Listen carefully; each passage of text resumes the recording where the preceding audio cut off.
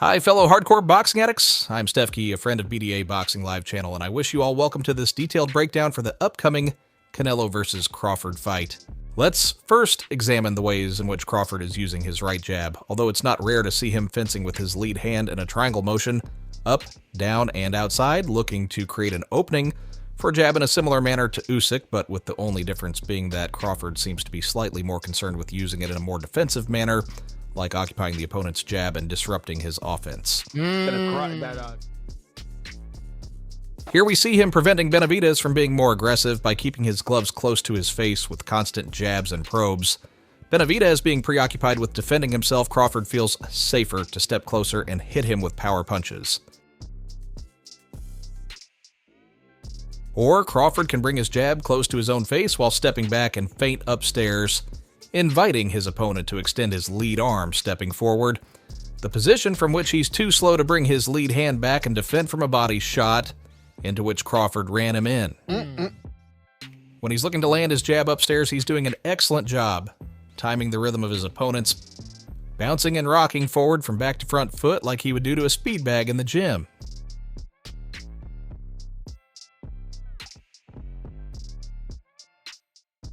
It's legitimate to be concerned with how well tactically prepared Canelo is for Crawford's jab, since Canelo has a tendency of coming forward behind his high guard and seemingly not jabbing at all on his way in, which could leave a lot of space for Crawford to catch him coming in with quick straight single punches or combos and step out.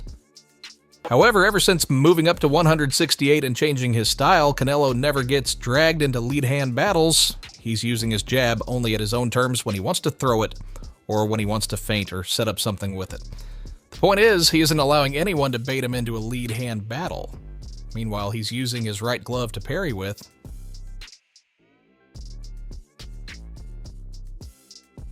The same was seen against Billy Joe Saunders.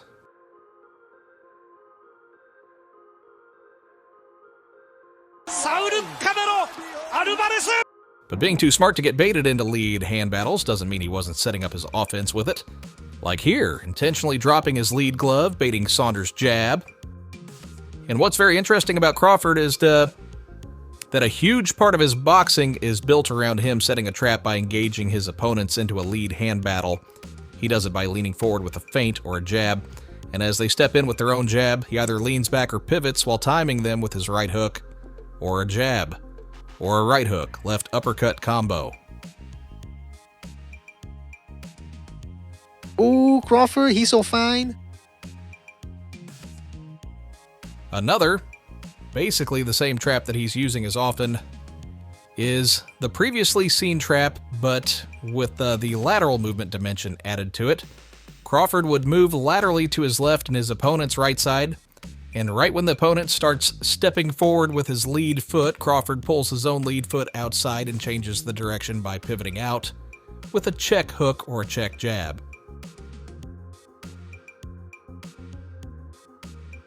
However, Madrimov was beating him at his own game by engaging Crawford's lead hand with very short feints, then beating him to the punch with both left and right hands.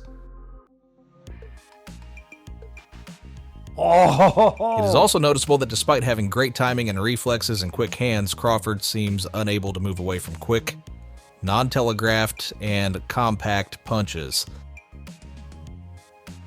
And there is a lot of footage of Crawford stepping forward with setup punches too carelessly as if he wasn't expecting any counters over it, then getting punished for those mistakes. It shouldn't even be expected to see him that careless against Canelo. If anything, it should rather be expected to see Crawford more calculating than ever before.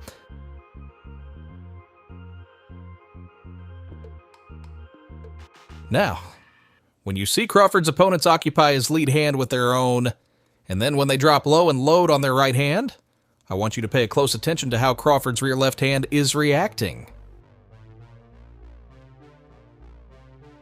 Oh, he's down! Here, Madrimov did something very clever and unusual. He stepped outside of Crawford's lead foot, but he then leaned in order to reach Crawford around the guard with the looping right hand thrown from the opposite direction. In the mid-rounds, Crawford's partially adapted to the straight rights that Madrimov was landing on him way too often. He started neutralizing them by parrying with his left glove. Canelo's excellent at mixing up straight and looping punches, and at reading the situation and modifying his punches based on his opponent's reaction, there's no doubt he would immediately see the openings for his right hook like these ones. When being attacked by the right hook upstairs, Crawford also has a tendency of catching it and shooting his straight left hand, but whenever his opponent's right hook is followed up by a short left hand, he always gets caught with it.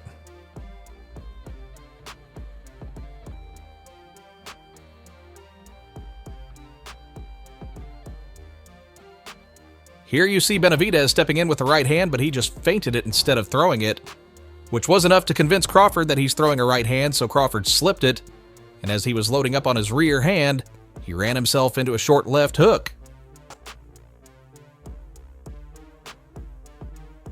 While at first glance, Canelo's jab doesn't seem to be very active, it is astonishing to find out just how dependent his offense is on his subtle use of his jab in his combos. It goes from the usual feints used to find the openings,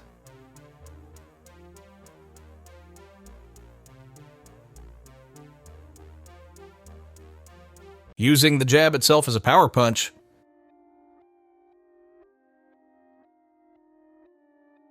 to set up a left hook,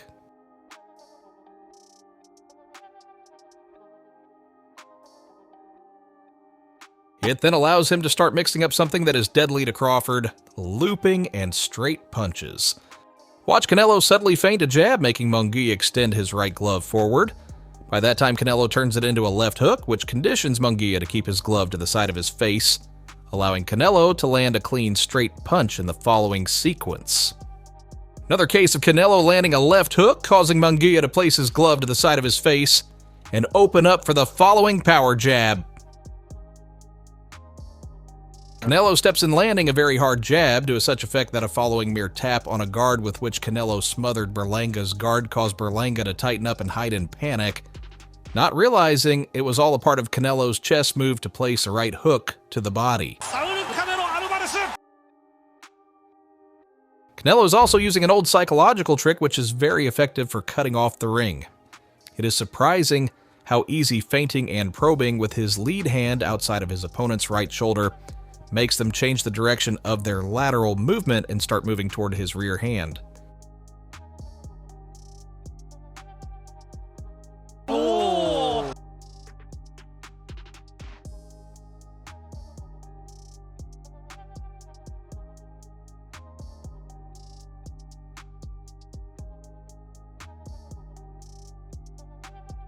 Foot feints are another way in which he could trigger Crawford's lead hand.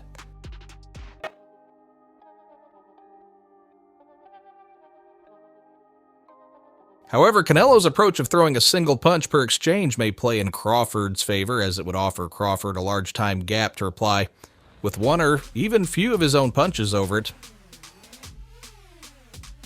Canelo is very quick at taking a back step to evade his opponent's punch, but due to his tendency of backing in a straight line, Crawford may initially find success jumping in with his 2-1s before Canelo starts adapting to it.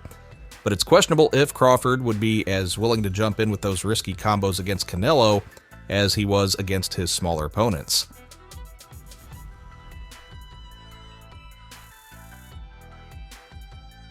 Benavidez was extremely successful at stepping back whenever Crawford was carelessly stepping forward with punches, which Benavidez was constantly timing with his lead hand and also with his rear hand.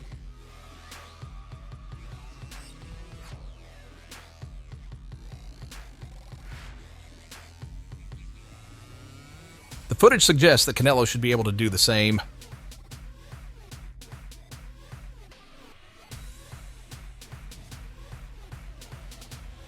Or even counter it stepping forward.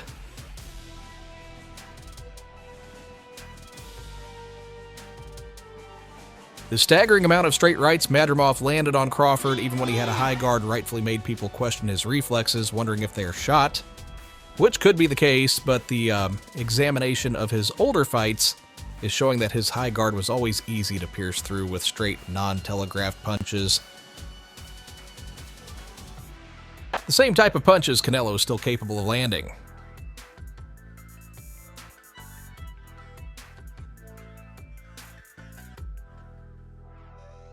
The following sequence is yet another testament to Canelo's subtle chess moves. He leans forward and tilts his upper body over to his left side, a position, which is indicating Berlanga that he's about to throw a left hook.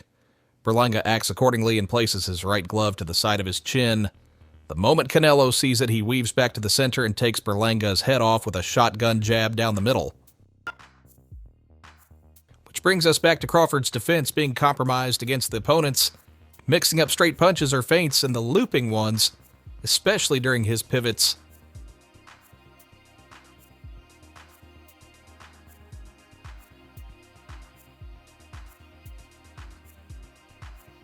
Canelo is also extremely skillful at opening a tight guard, like we see his jab, splitting Munguia's guard a bit, enough for the following right hand, which instead of being thrown straight down the pipe, he intentionally aimed the right side of Munguia's face with it, so his glove would end up sliding over Munguia's right glove, kicking it out of the way for this powerful and accurate jab right to his jaw. This is the exact trick Bivol uses all the time and the one that Golovkin used on Canelo throughout their whole rematch. Then he adds an additional layer of deception to it in the next round. His jab lands, but also moves Munguia's right glove away. Then his right uppercut partially lands, but it was visibly aimed much more at Munguia's right glove, moving it away once more. This is not an accident for a such accurate puncher as Canelo. Both those punches were designed to give Munguia the false belief that Canelo was clearing the way for the third punch that was going to be aimed in between his gloves, while in reality it would cause Munguia to uncover his liver. Canelo didn't manage to land it, but it is a formidable testament to his cleverness. Against Saunders constantly battling to step or pivot outside of his lead foot, Canelo demonstrated multiple solutions for it. From the purely defensive one, like taking the angle away from Saunders by stepping back, to timing his pivots with the left hook to the body and kidneys, to left hooks upstairs, plenty of uppercuts to the solar plexus,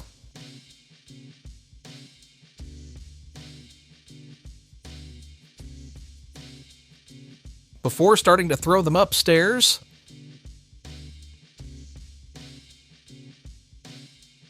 and also catching him with straight rights on the pivot. While Skull's excessive movement troubled him, it's wrong to assume that Crawford, who doesn't have the same style and neither the youth of Skull, would adapt a similar plan against Canelo, and even despite the excessive running, Canelo still managed to catch him with plenty of hooks on the ropes and stop him for a second. But many of those hooks ended on Skull's hips, the signature dirty move of Canelo. If he uses it against Crawford, no one should be surprised to see Crawford retaliate. There were multiple occasions where Crawford got hit by Madrimov's straight rights despite moving outside of his reach. This is an old Mexican trick allowing fighters to close more distance by bringing their rear foot forward and underneath their base before stepping in with a punch.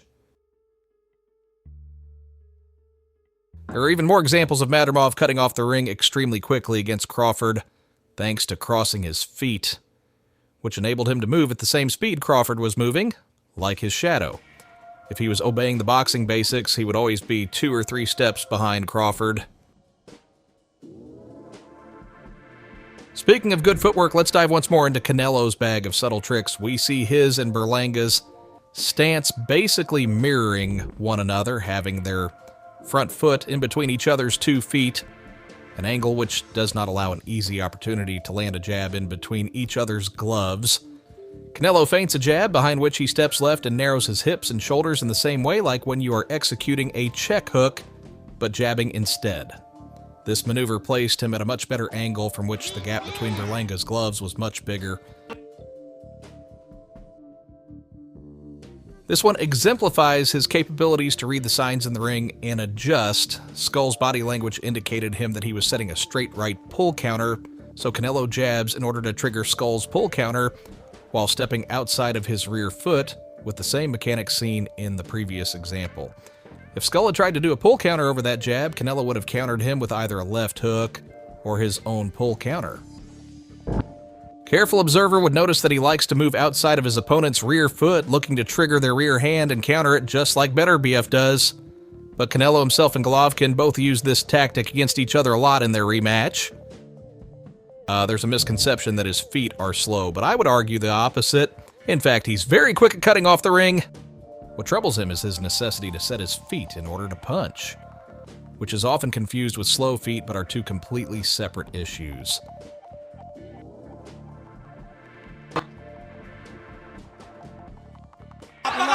Just look at how much distance he's able to close and how deep he's able to reach by bringing his rear foot underneath his core before stepping in with a punch.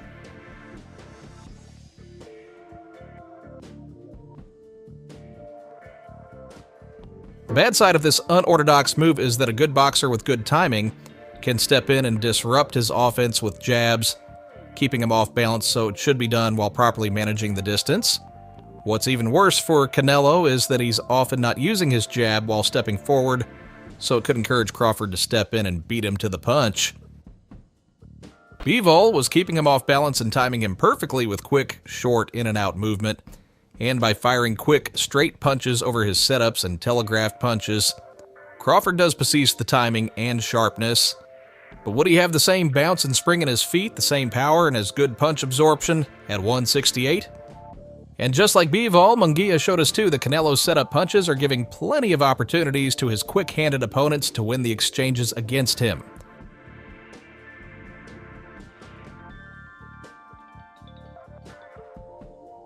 And the final rounds of his bout with Skull showed us how frustrated he was with the excessive movement. But honestly, while Crawford outquicking Canelo with both his hands and his feet is conceivable, it's hard to imagine him moving as much as Skull. Despite Spence not being Canelo in their fight, Crawford demonstrated that he's capable of tailoring his fight plan in accordance to his opponent's strengths and weaknesses. In their fight, he was taking way less risks than usual, and he stuck to the fundamental. Instead, he was more defensively responsible and wasn't opening himself with risky moves. The most visible difference was Crawford switching his jab from the usual flicking jab, mainly used as a bait to set up a counter, to a powerful stiff jab used to inflict the damage on Spence. So it should come as no surprise if Crawford gives us a performance without some or without many flaws that we are warning the viewers about in this lead up to the Canelo fight.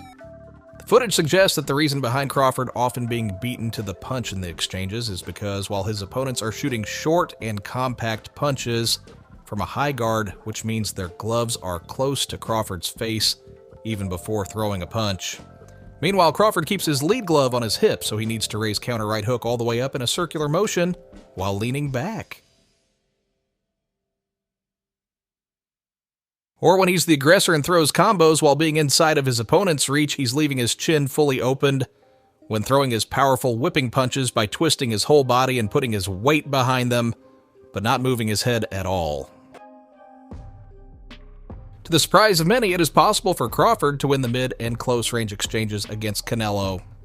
He's creative with his combos, distracting you with one short punch while sneaking a wide whipping punch behind it, which is very effective at short range because it comes from the outside of your peripheral vision. His combos can be very sneaky and quick. In between his punches, Crawford is occupying and smothering his opponents with his elbows, or by extending his gloves right in front of their faces. Meanwhile, he's changing the angle of his head and his feet on a dime.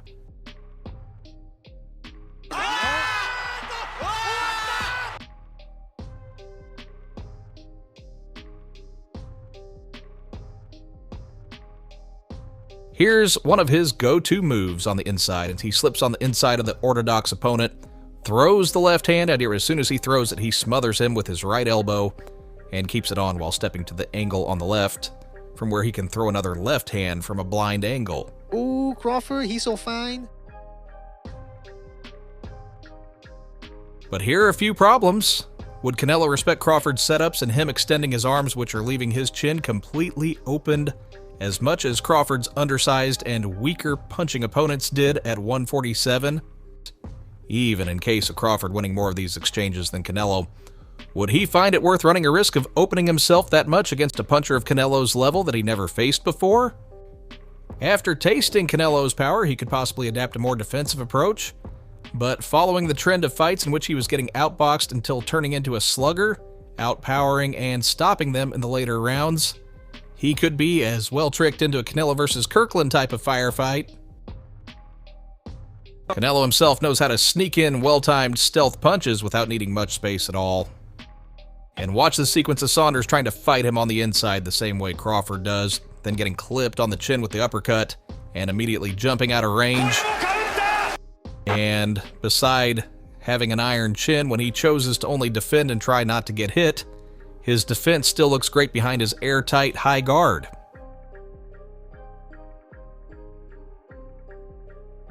And speaking of a high guard, one has to wonder, would Crawford's body hold up in case Canelo tries to hurt his upper arms?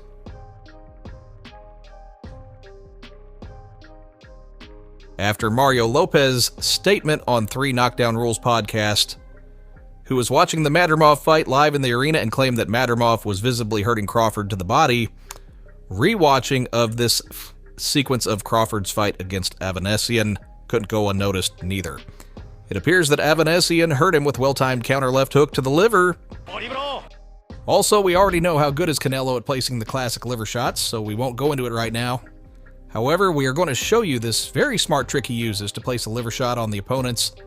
He uses a lot of lateral movement. As they circle towards Canelo's right side, he throws a big telegraphing right hook. The right hook causes them to move in the opposite direction, but Canelo times it with a quick liver shot, thrown right behind the big right hook.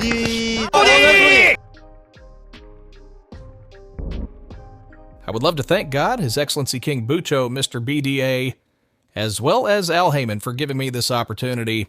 Please let me know your thoughts about this breakdown and how do you see the fight itself going.